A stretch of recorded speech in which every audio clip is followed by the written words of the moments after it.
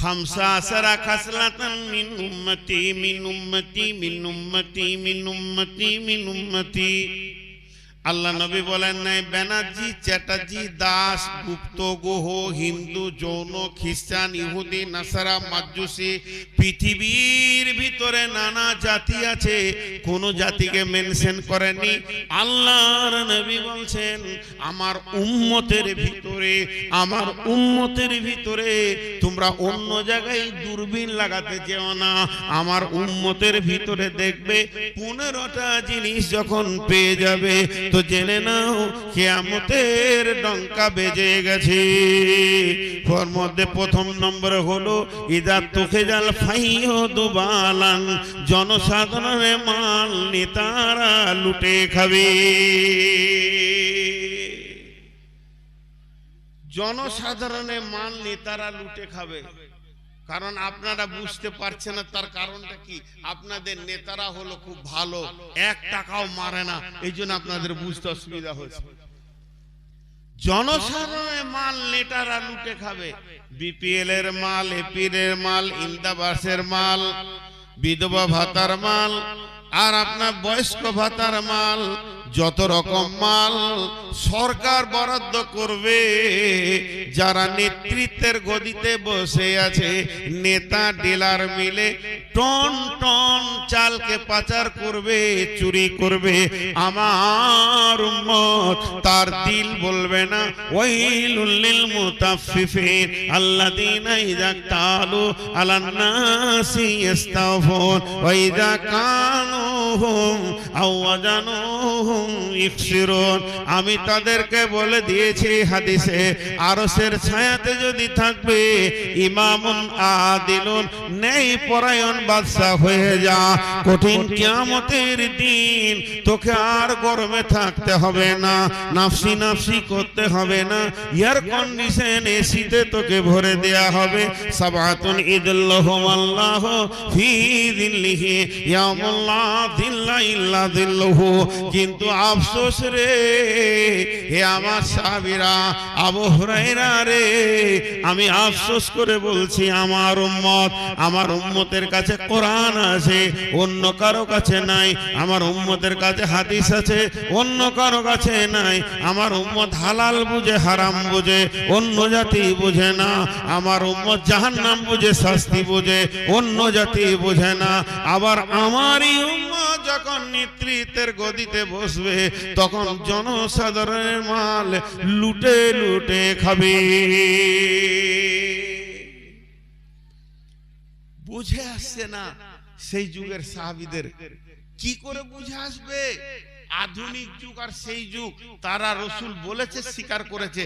আজকে তারা যদি বেঁচে থাকতেন 2 চোখে হাদিসটাকে মিলিয়ে দিতেন। বুঝে থাকবে না, বুঝতে পারবে না। জি, তো এই জিনিস আমার উম্মত লুটে খাবে।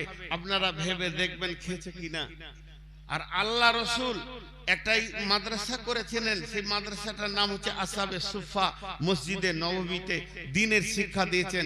সেখান থেকে পিএইচডি হয়নি, এমবিবিএস হয়নি, এফআরসিএস হয়নি, আইএসআই অফিসার হয়নি, এমডি হয়নি, এলএলবি হয়নি, এফআরসিএস হয়নি, কিন্তু সেগুলো সব ছিল মানুষ, আমানতদার।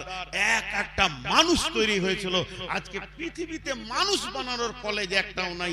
চ্যালেঞ্জ থাকলো মানুষ বানানোর কলেজ একটাও নাই। যদি আছে তো তামাইপুর মাদ্রাসা আছে। আর এরকম দিনী মাদ্রাসা যতগুলো আছে, এরা মানুষকে মানুষ বানায়, এরা অন্য কিছু বানায় না।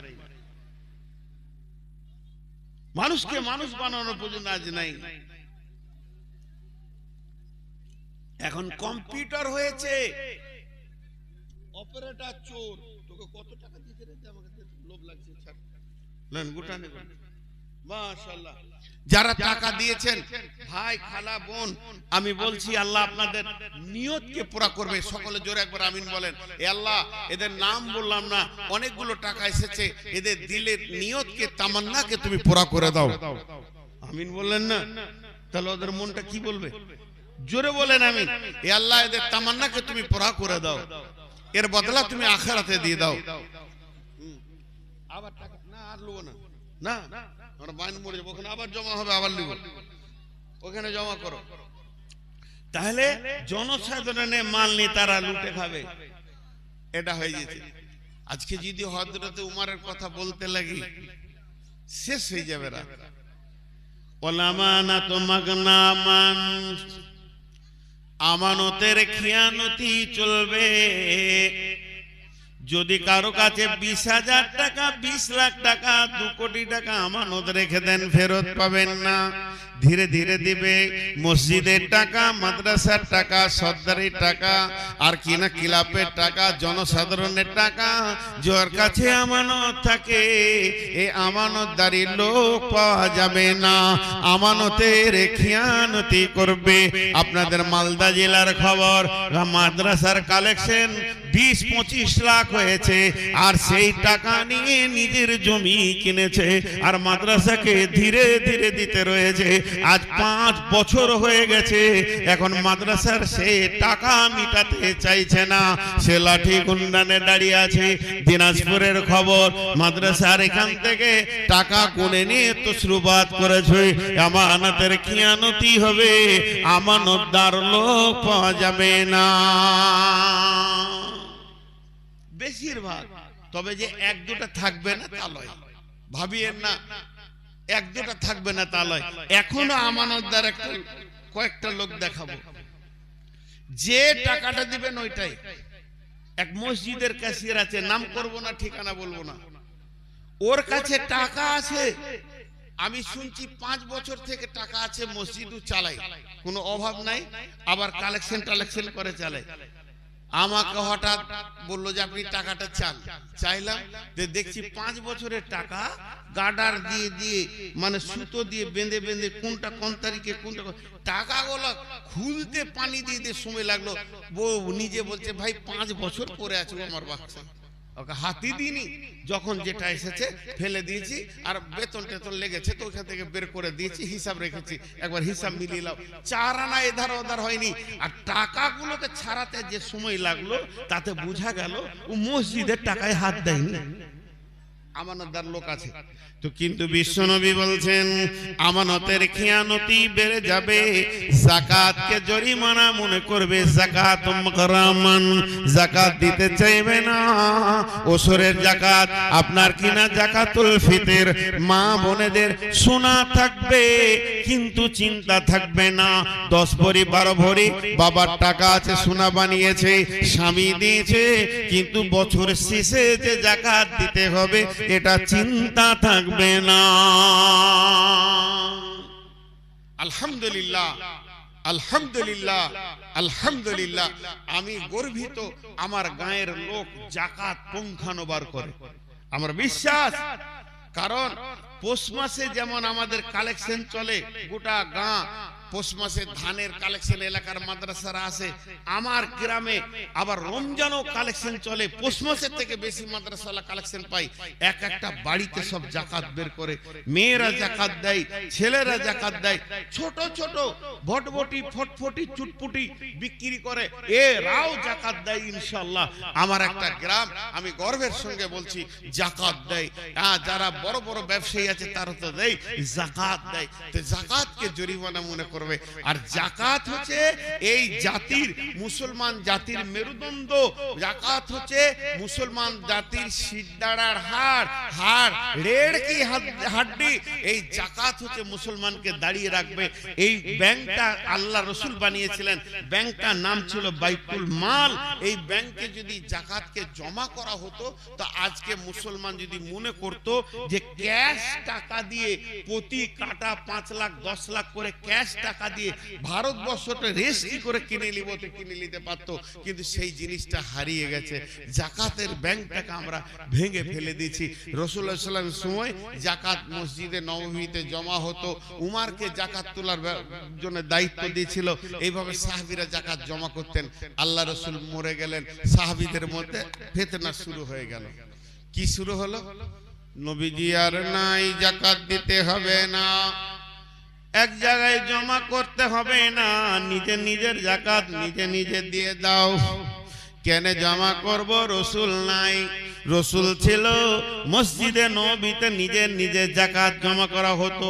নবীজি কালেক্টর পাঠাতেন, বাড়িতে গিয়ে বলতো তোমার উট কত, বকরি কত, ছাগল কত, সোনা কত আছে। সরকারি ভাবে জাকাত গুলো তোলা হতো। সেই বাইতুল মাল নামে ব্যাংকটা নবীজি বানিয়ে দিয়ে গেছিলেন। আজকে ওই ব্যাংকটা যদি মুসলমানের হাতে থাকতো, বিশ্বে মুসলমানের থেকে ধনী কেউ হতো না। সেটা হারিয়ে গেছে, ব্যাংকের একটা ইটও নাই, শেষ হয়ে গেছে। তো ওই জাকাত আর রসুল মরে গেছে, দিব না। সাহাবীদের মধ্যে মতান্তর, কেউ বলছে জমা করব, কেউ বলছে আর জমা করার দরকার নাই, রসুল নাই তো এত ভেজালে কেন যাবে। কিন্তু হযরত আবু বকর সঙ্গে সঙ্গে পার্লামেন্ট ডেকে দিলেন, সংসদ ডেকে দিলেন, সাহাবীদেরকে এনে মসজিদে নববীতে বসে গেলেন। বলো তোমাদের ব্যাপার, বলো জাকাতের ব্যাপারে তোমরা কে কি বলছো বলো। কেউ বলছে হুজুর ছেড়ে দেন, ভেজালে যেন না। কেউ বলছে খামোকা লোকের সঙ্গে ঝগড়া করে লাভ নাই। কেউ বলছে কেন দিবে না, তা কি করব, ওর আমল বুঝুক গা। কেউ বলছে না দিতে হবে, রসুল চালু করে গেছে, এটা চালু করতে হবে। সকলের বলা হয়ে গেল, এবার শেষকালে পালা আছে, ফাইসালা দিবে কে? হযরতে আবু বকর। আবু বকরের মতো নরম রূপ, আবু বকরের মতো ধীর মস্তিষ্কের লোক, আবু বকরের মতো ঠান্ডা মিজাজের মানুষ উঠে দাঁড়িয়ে বলছে, হে মদিনার আনসার মুহাজিরেরা শুনে নাও, কান খুলে শুনে নাও। আমি আবু বকর বলছে, খলিফাতুল মুসলিমিন বলছে, রসুলের সাহাবী বলছে, মন দিয়ে শুনে নাও। যার উপরে একটা উট জাকাত ফরজ হয়ে গেছে, যার উপরে একটা উট জাকাত ফরজ হয়ে গেছে, একটা বকরি জাকাতের ফরজ হয়ে গেছে, সে যদি বকরিটাকে দেয় আর বকরির দড়িটা যদি বাড়িতে রেখে দেয়, সামান্য রশিটাকে যদি বাড়িতে রেখে দেয়, বকরিটা দেওয়ার পর উটের দড়িটা যদি বাড়িতে রেখে দেয়, আমি আবু বকর তার বিরুদ্ধে জিহাদ ঘোষণা করলাম। তৈরি হয়ে থাকো, আমার তলোয়ার তোমার বিরুদ্ধে লড়বে। জাকাত মসজিদে জমা করে দাও। আজকে মুসলমান নিজের নিজের জাকাত কেউ দিচ্ছে, কেউ দিচ্ছে না। টানানা টানানা টানানা ব্যাংকটাকে শেষ করে দিল। উমর বিন আব্দুল আজিজের জামানায় জাকাত নেওয়ার লোক ছিল না, জাকাত দেওয়ার লোক ছিল। জাকাত যে লিবে খাবে এরকম গরিব খুঁজে পাওয়া যায়নি। একটা ঘটনায় পাওয়া যায়, একটা লোক জাকাতের মাল নিয়ে 3 দিন ঘুরছে। জাকাত আমার কাছে জাকাত আছে, নেবে গো, নেবে জি জাকাত। কেউ বলছে না যে জাকাত নেবো, অভাব নাই। বিচারা 3 দিন ঘুরতে ঘুরতে 5000 দিরহাম নিয়ে একটা মাঠে গিয়ে চুপ করে গাছতলায় বসে আছে। রোদে রোদে ঘুরে ক্লান্ত হয়ে গেছে, বসে আছে। কখন দুপুরে জাকাতটা দেয়া হলে ফের বাড়ি যাব, ব্যবসা বাণিজ্য দেখতে হবে, অনেক কাজ আছে। 3 দিন থেকে জাকাত দেওয়ার লোক পেছে না। দেখছে একটা কালো ময়লা কাপড় পরে লোক চলে আসছে ওই গাছতলাতে। ওকে দেখে আর কলজেটা বড় হয়েছে, গরিব মানুষ একটা পেয়েছি ভাই, এতদিনে ওকে জাকাতটা দিয়ে আমি বাড়ি যাব, ছেলে পেলে ঘর সংসার সামালবো। যখন কাছে এসছে, আসসালামু আলাইকুম। যাক ভাই, আল্লাহ আপনার ভালো করুন, আপনাকে পেয়ে আমার জানটা শান্তি হলো, আপনাকে আল্লাহ ভালো করুন। আপনি এত গেলেন, আমি 3 দিন থেকে ঘুরছি জাকাত নিয়ে, এই জাকাতটা নেন, আমি বাড়ি যাব। বলছি তুমি একা বকবে না, আমাকে বকতে দেবে? তুমি একাই বলছো যে? বলছে কত আছে? বলে 5000 দিরহাম। বলছে আমি 10,000 নিয়ে 15 দিন ঘুরছি, এমনি কাপড় ময়লা হয়েছে? তুমি কি ভাবছো তোমার টাকা তোমার 5000, আমি 10,000 নিয়ে 15 দিন ঘুরছি? এই কোন গ্রামে লোক পেয়েছি না। এটা ছিল উমর বিন আব্দুল আজিজের জামানায়। ওই জাকাতটা ধরে রেখেছিল, তো কোন জায়গায় পৌঁছে গেছিল, মুসলমান সেটাকে হারিয়ে দিল। খালি নিজেকে জরিমানা মনে করে বিশ্বনবী বলেছেন, আমার উম্মত জাকাতকে জরিমানা মনে করবে। জাকাত দিলে মালে বরকত হয়, আমি নিজে জানি, আমি নিজে দিয়েছি। অতএব বন্ধু, জাকাত থেকে পেছপা হবেন না। জাকাতে মাল কয়েক গুণ বাড়িয়ে দেয়, জাকাতে বরকত আছে। ও যাকাত মাগরামান তুল্লিমা লিগাইরি দ্বীন, দ্বীন বেদি রেখে বেদিনী শিক্ষার প্রচার প্রসার হয়ে যাবে। মাদ্রাসাটা দামাইপুরে কত বছর হয়ে গেল, আজও সে ছোট হয়ে আছে। আমি যদি ময়দানে মাদ্রাসা 10 হাত দূরে একটা ইংলিশ মিডিয়াম স্কুল খুলি, 3 দিনের মধ্যে মাদ্রাসার 22 22টা এরকম দামাইপুর লাগবে, তবে আমার বিল্ডিংটা হবে। কারণ আমি দুনিয়ার খেলা খুলে দিয়েছি, লোক ভিড় লেগে যাবে, ছেলেদেরকে এখানে ভরবে, আর ওখানে কেউ যাবে না, মহাসত্যটা কেউ শিখতে চাইবে না। এটা মহাসত্য, এর পেছনে একটাও মিথ্যা নাই। ছেলে জন্ম নিয়েছে, নতুন বিয়ে করেছে, ছেলে নতুন জন্ম নিয়েছে, পুতুলের মতো সোনার চানটা আল্লাহ দিয়েছে, হীরের টুকরোটা কোলে রয়েছে, স্বামী স্ত্রী শুয়ে আছে, মধ্যখানে ছেলেটা হাত পা লেড়ে আনন্দ করছে, স্বামী স্ত্রী যুক্তি করছে ইংলিশ মিডিয়ামে দেবো, কোন জায়গায় দিব, কোন মিশনে দিব, ছেলেটাকে বড় জেনারেলে শিক্ষিত করতে হবে।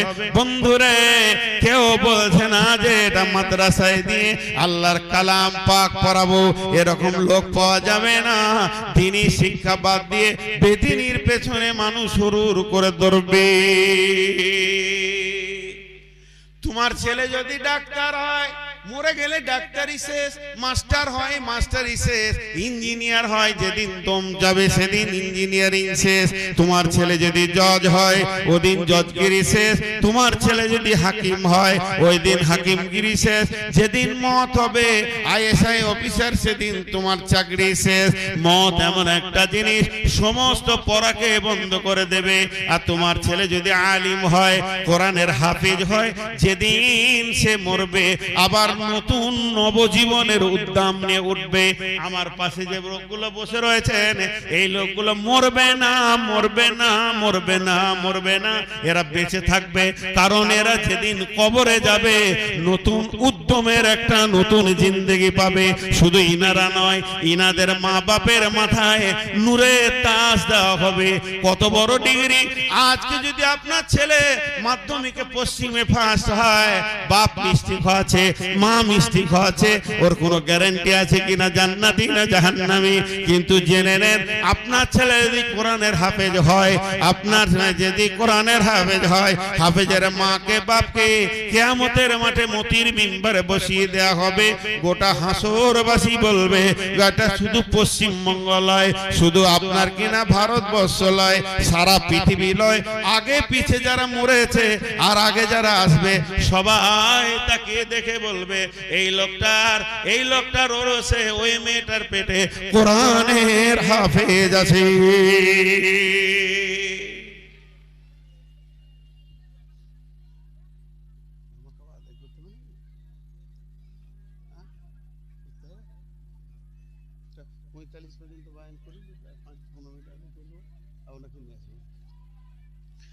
দেখেন কি কত বড় সম্মান কিয়ামতের মাঠে। হাজি, আপনাদের আমার যদি বলাটা ভুল হচ্ছে, primary school, college, high school বা ইউনিভার্সিটি, এইগুলোতে টোটাল শিক্ষাটাকে কি শিক্ষা বলা হয়? জেনারেল। কি শিক্ষা বলা হয়? কথা বলেন। জেনারেল। জেনারেল মানে কি? সবাই মনে করে জেনারেল মানে খুব আধুনিক, না, জেনারেল মানে হচ্ছে সাধারণ। তাহলে কাঞ্চনজঙ্ঘা ট্রেন এসে দাঁড়াবে আপনাদের এই স্টেশনে, কামরূপটা, গিয়ে দেখবেন স্পেশাল বগি, তারপরে এসি 2 টায়ার, এসি 3 টায়ার, তারপরে স্লিপার। এই কলে যখন শেষ হয়ে যাবে, দুটো আছে জেনারেল, গরু ছাগলের মতো। মা বাপ নিজের হাতে ধরে ছেলেটাকে জেনারেল বগিতে দিচ্ছে, এসি বগিতে দিছে না। এ মা বাপের কপাল হতভাগা। তুমি জানো কোরআনের হাফেজ বানাও, তোমার জানাজা পড়বে, তোমার গোষ্ঠীর জানাজা পড়বে, আর যেদিন মরবে নূরে তাজ নিয়ে হাসরের মাঠে তুমি উঠবে। তোমার ছেলে কোরআনের হাফেজ হবে, মা আমার, বোন আমার জেনারেল শিক্ষা দেবে। আল্লাহর নবী বলেছেন, তুআল্লিমা লিগাইরি দ্বীন, দ্বীন ব্যতিরেকে বেদিনী শিক্ষার প্রচার প্রসার বেড়ে যাবে। আতার রাজুল উমরাতাহু, এটা যদি বুঝতে না পারেন তো একবার মেলাতে যান। আতার রাজুল উমরাতাহু, এমন একটা জামানা আসবে পুরুষেরা মেয়েদের পেছনে ঘুরবে, মানে কুত্তি আগে থাকবে, কুত্তা পেছনে পেছনে ঘুরবে।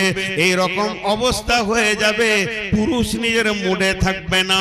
নারীর জন্য একটা আশ্রয় দরকার, নারীর জন্য একটা আশ্রিতা দরকার, আশ্রিতা আশ্রয় নেবে, নারী পুরুষের পেছনে ঘুরবে এটা ঠিক আছে, কারণ ওর একটা আশ্রয় দরকার। বাপ মায়ের ঘর ছেড়ে স্বামীর মাথা হাতে জীবন কাটাবে, সে একটা ভালো স্বামী খুঁজবে। যদিও নিজের খোঁজা ঠিক নয়, তবুও আমি যুক্তির খাতিরে বলছি, কিন্তু এমন একটা জামানা আসবে, ভালো ভালো যুবক তরু তাজাদের তরঙ্গ নিয়ে উঠছে, যৌন উত্তাল রয়েছে, কিন্তু ওই ছেলেটার নিজে মানুষ রাখে নাই, কুত্তা হয়ে গেছে, আর যেখানে পেছে কুত্তির পেছনে ঘুরছে। আল্লাহর নবী বলে দিয়েছেন, আতার রাসূল উমরাতাহু, পুরুষেরা মেয়েদের পেছনে ঘুরবে। এটা আর একটা তাফসীর, মা বাপকে কষ্ট দিয়ে বিবির অনুগত হয়ে জীবন করবে। আতার রাসূল উমরাতাহু, এমন একটা জামানা আসবে, মেয়েরা যৌন উত্তালে পুরুষকে পাগল করে রাখবে। মেয়েরা বুঝে নেবে যে আমি একটা যথেষ্ট পরিমাণের মানুষের খোরাক হয়ে গেছি, ওই চিন্তা চেতনায় পেছনে 8টা 10টা ছেলেকে নিয়ে ঘুরবে। আল্লাহর নবী বলছেন, আতার রাজুল উমরাতাহু আক্কা উম্মাহু, মাকে ধুমকে কথা বলবে, মায়ের আফসোস হয়ে যাবে যে ছেলের মুখে একটা মিষ্টি কথা শুনি। রেগে তো ধুমকাবে, হাসতে হাসতে ধুমকাবে, হাসতে হাসতে ধুমকাবে। আফসোস যে একটা মিষ্টি কথা শুনবো, এটা ছেলের কাছ থেকে পাবে না। জি, আক্কা উম্মাহু আদনা সাদিকাহু, খুব মিষ্টি কথা বলবে, ওর ভিতরে মিষ্টি কথা আছে, মিষ্টি সফটওয়্যার আছে, ওটা বলবে কাকে? বন্ধুর সঙ্গে আনন্দের মিষ্টি মিষ্টি কথা বলবে। আক্কা উম্মাহু আদনা সাদিকাহু আকসা আবাহু, বাপকে ঝিড়কে ঝিড়কে কথা বলবে।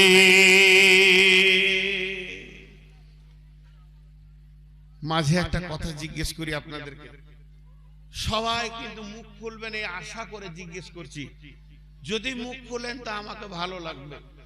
আচ্ছা বলেন, যেগুলো বলছি এগুলো চলছে কি চলছে না? সবাই তো কই বলেন নাই, একবার সবাই বলেন ভাই আল্লাহর রাস্তায় চলছে কি চলছে না? তাহলে কিয়ামত এসে গেছে। কালকে একটা বায়ান শুনছিলাম বাংলাদেশের, গাজওয়ে হিন্দ হবে, কিয়ামতের যে ভয়াবহতা এটা ভারত থেকে শুরু হবে বলছে, হবেও, সেই দিন চলে এসেছে। তবে একটা কথা বলে দিই, নিসমুলে মুসলিমকে শেষ করতে পারবে না, রাসূলের হাদিস আছে।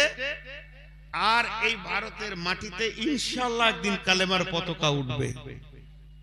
ইনশাআল্লাহ বলেন, এতগুলো লোক বসে আছে, ছি ছি, কত ইমানের দুর্বল, এতগুলো যুবক বসে আছে, ইনশাআল্লাহ বলবে তো তোলপাড় হয়ে যাবে। এই ভারতের মাটিতে ইসলামী পতাকা উঠবে, কেউ রাখতে পারবে না। তো ছোট্ট একটা উদাহরণ দিচ্ছি, ঘর থেকে যখন বাইকটা বের করছে, দামাইপুর বাড়ি, শামসির বন্ধুকে বলেছে তুই রেডি হয়ে থাক, গাজল যাব। কি করতে? সার্কাস দেখতে যাব।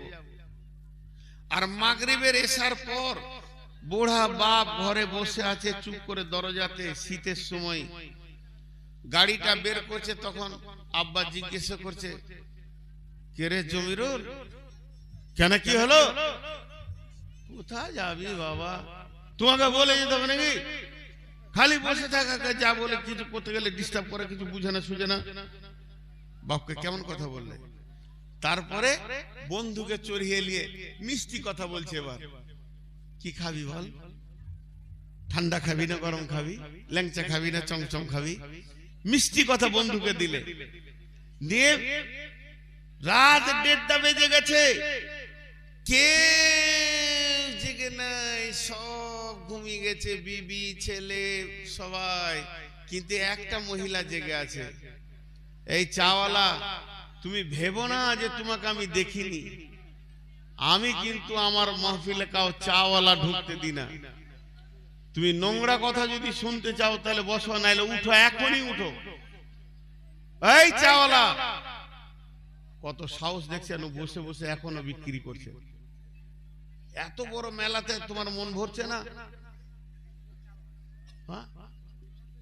দেলোয়ার সাইদি একটা বায়ানে বলছে যে কিয়ামতের মাঠে যদি এইরকম লোককে বলা হয় তুই কোথায় যাবি, জান্নাত না জাহান্নাম, ও বলবে চা যেখানে বিক্রি হবে ওইখানে যাবো,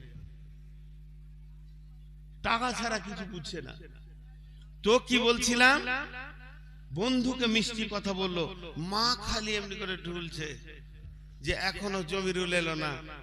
যখন রাত্রি 1:30 গুড় গুড় করে মোটরসাইকেলে ঢুকছে, মা হৃদয়ের ভিতর থেকে বলছে বেটা এলি, তুই ঘুমোসনি গে, তোরকে নিয়ে জ্বালা, তোকে নিয়ে কোথাও যেতেও পাবো না।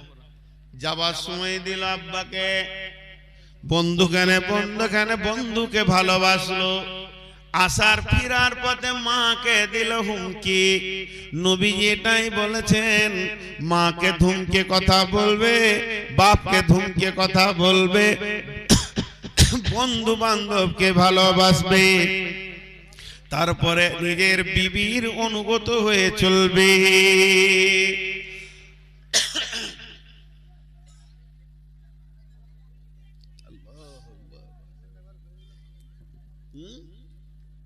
এখনো হইচই বন্ধ হয়নি।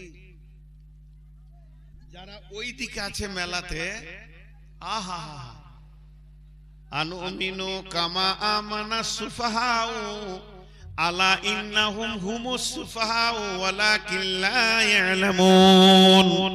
সূরা বাকারায় আছে, যদি ওদেরকে বলা হয় ঈমান আনো, ওরা বলবে আমি ঈমান আনবো না, ওই বোকাদের মতো ঈমান আনবো না। আসলে কিয়ামতের দিন দেখবে ওরা বোকা নয়, আমরা বোকা। মেলাওয়ালারা মনে করছে ওখানে যে মেয়েগুলি বসে আছে আর যে পুরুষগুলি বসে আছে এরা বোকা, মাথা মোটা, হোশ নাই, সামান্য কোরআন হাদিস শুনছে।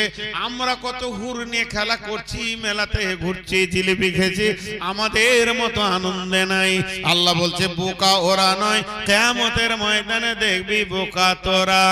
বিশ্ব নবী বলছেন এরপরে, ওয়াজাহারাতিল আসওয়াতু ফিল মাসাজিদে, মসজিদে জোরে জোরে জোরে জোরে চিৎকার করে করে কথা বলবে, মসজিদটাকে ক্লাব বানাবে, বুড়া সোড়া বসে মসজিদে দুনিয়ার গল্প করবে।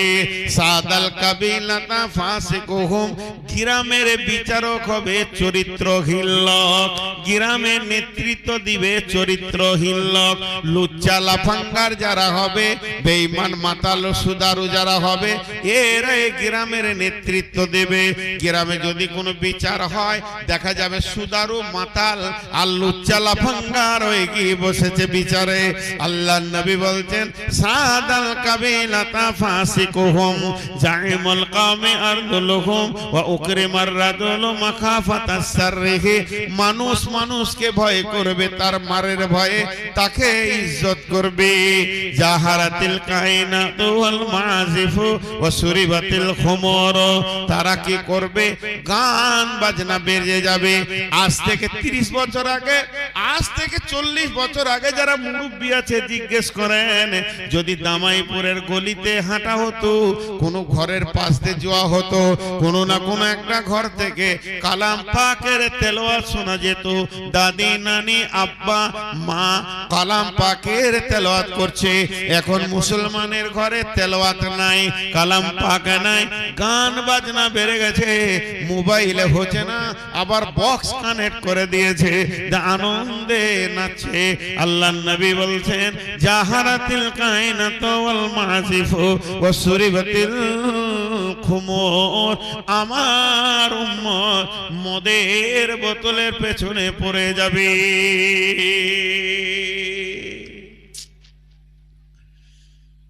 জি আর 5 মিনিট না, 5 আদায় করব। আমার উম্মত মদের বোতলের পেছনে পড়ে যাবে। আজকে আমি একবার নিজে ব্যক্তিগতভাবে রাসূলের হাদিস থেকে হাতগুলো ধরছি। আমার বয়স 54, আমার যদি একদিনে ছোট হন তো বেটা বলছি, পা দুটো জড়িয়ে ধরছি, আর ছোট হতে হয় এর থেকে, মদ ছেড়ে দেন। আল্লাহ নবী বলছেন লা তাসরিবান্নাল খামরা ফাইন্নাহু রাসুন কুল্লি ফাহিশাতিন। মাঝরে উম্মতের কাছে খবর দিও তারা যেন মদ পান না করে। ফাইন্নাহু রাসুন কুল্লি ফাহিশাতিন, মদ হলো সমস্ত নোংরা কাজের মাথা।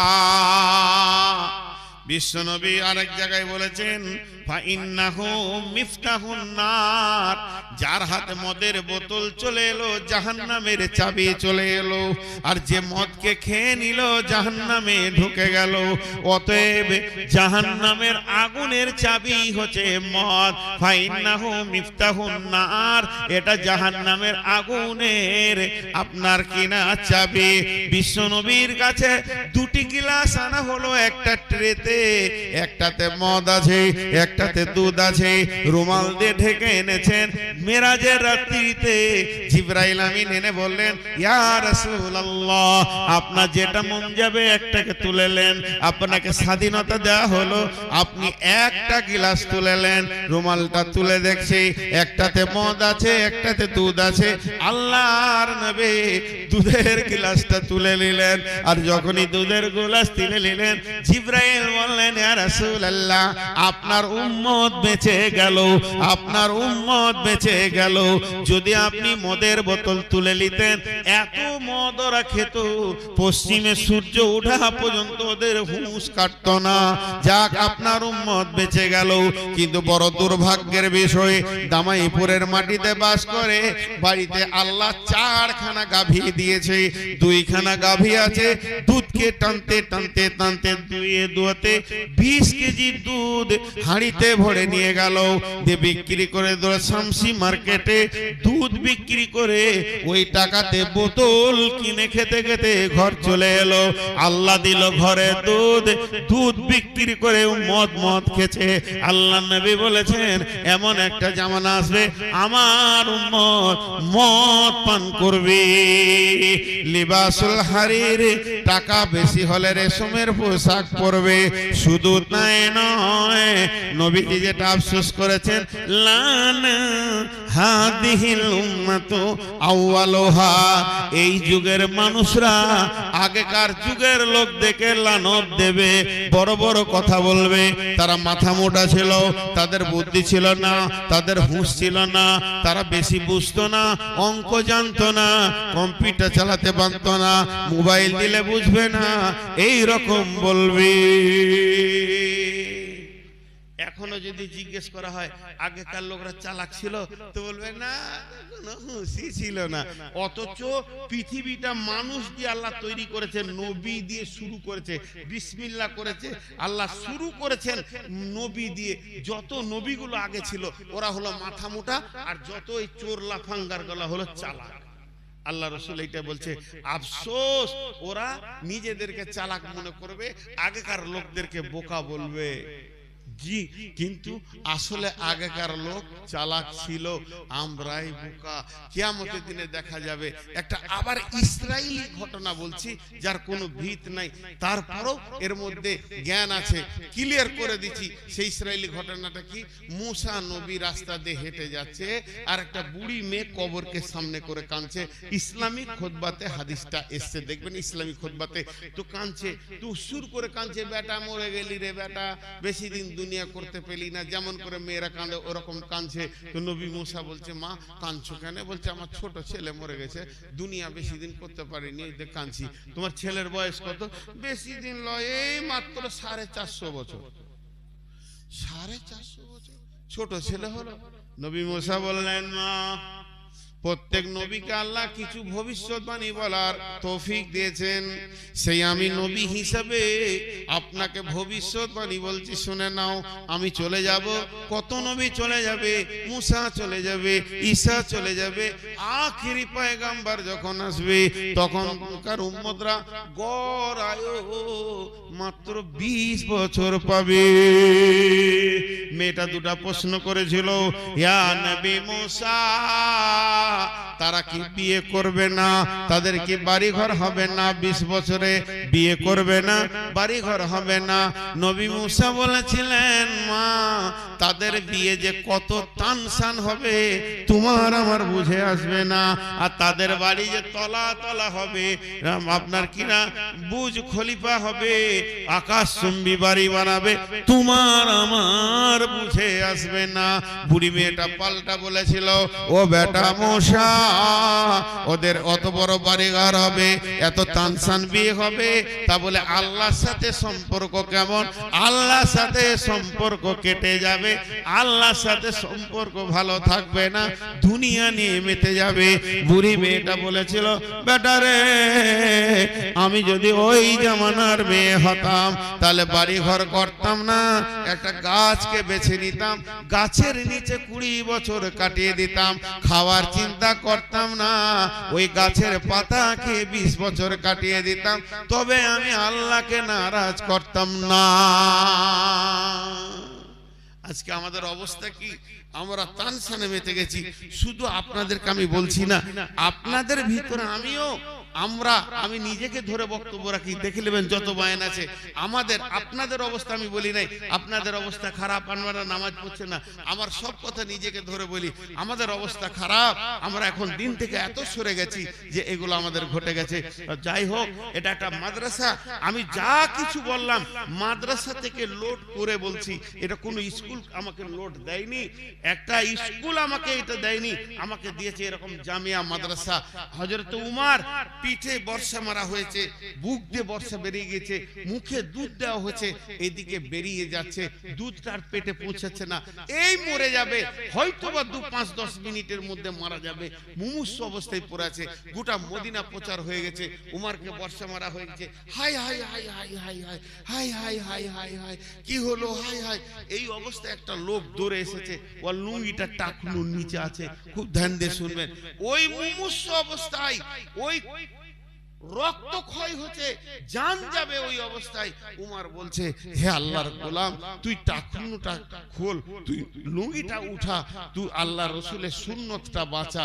উমর মরে গেলে ইসলামের বেশি ক্ষতি হবে না, একটা রসুলের সুন্নত মরে গেলে ইসলামের বিরাট ক্ষতি হয়ে যাবে, তুই আগে সুন্নতটা বাঁচা।